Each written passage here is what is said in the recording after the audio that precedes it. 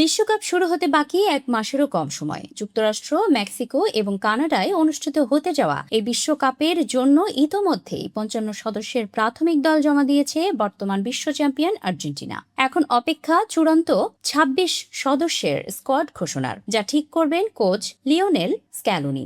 গত ১৫ই মে কনমেবলের এক সাক্ষাৎকারে স্ক্যালোনি আসন্ন বিশ্বকাপ নিয়ে নিজের উচ্ছ্বাস, ২০২২-এর বিশ্বকাপ জয়ের স্মৃতি এবং লিওনেল মেসির ভবিষ্যৎ নিয়ে কথা বলেন। স্ক্যালোনি বলেন, বিশ্বকাপ খুব কঠিন একটি প্রতিযোগিতা।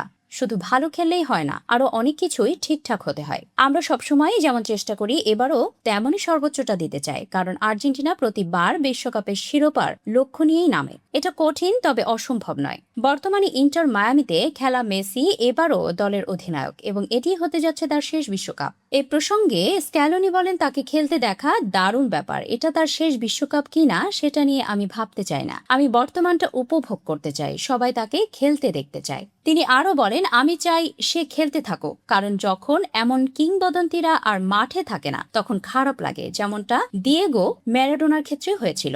তারা ফুটবল ইতিহাসের অংশ, মেসি আর খেলবে না, এটা ভাবতেই মন খারাপ হয়। তাই আমি বর্তমান নিয়েই থাকতে চাই। ম্যারাডোনা প্রসঙ্গে স্ক্যালোনি বলেন, অবশ্যই মেসি ও ম্যারাডোনা আমার দলের একসঙ্গেই খেলতে পারত।